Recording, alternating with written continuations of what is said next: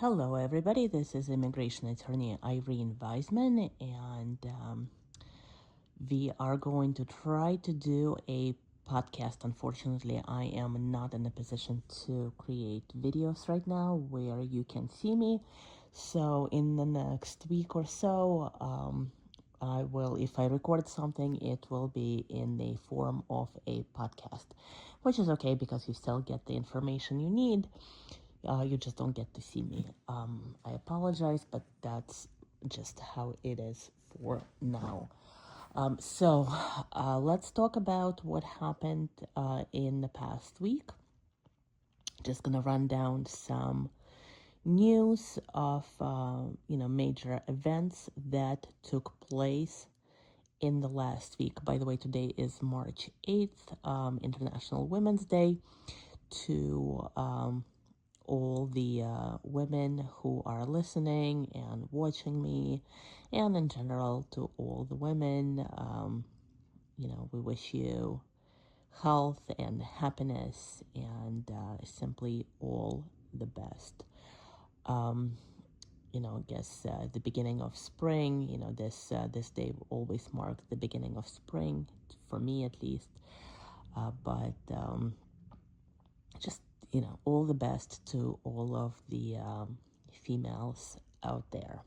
All right, let's get back to immigration news. So one of the major things that happened this week is USCIS abruptly, without any notice and without any grace period, changed many forms, like literally.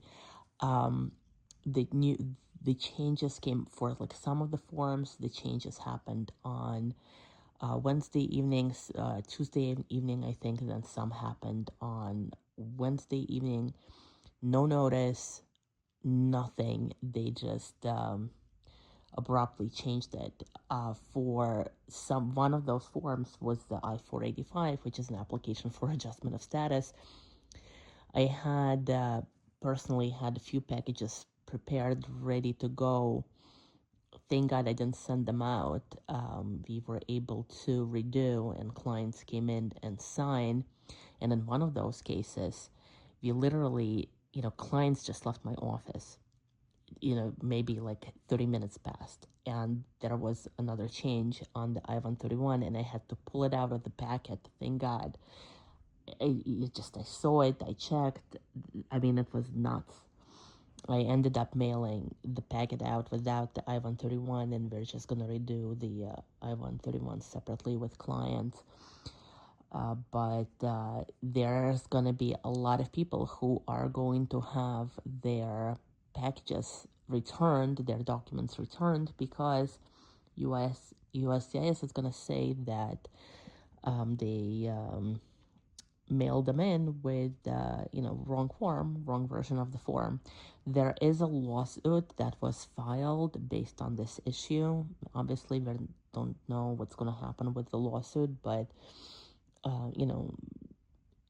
if your attorney tells you that, I'm sorry, you have to come into the office to resign, documents came back, or if you sent it out yourself and you're going to receive your package back, this is what happened. Okay, it's just literally a lot of the forms were impacted.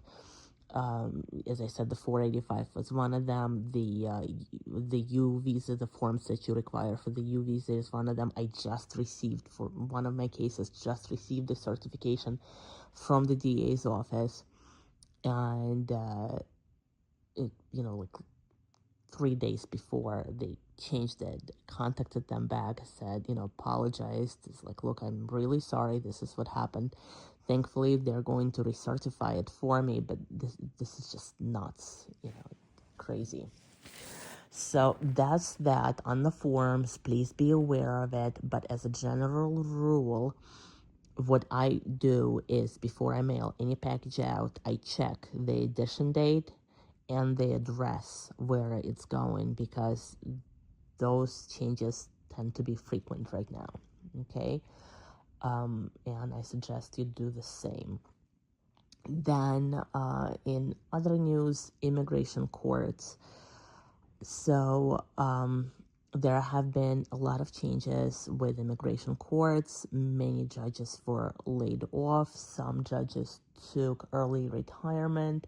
Some judges decided to take the payout that was offered through one of the executive orders.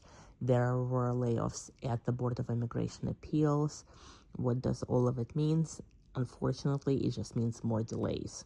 Okay, there's already a lot of delays in immigration court. There is a lot of delays at the Board of Immigration Appeals. If you're losing judges, it means there are going to be more delays. Unfortunately, many good judges are leaving. So just nobody knows what's going to happen. But for now, to me, it means delays. Same thing is happening with the Department of State.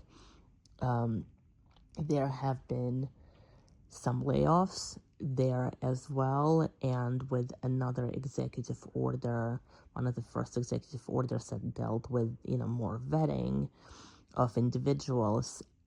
I anticipate that there will be more delays for cases that are being processed through consular processing because of those policies and because of the layoffs.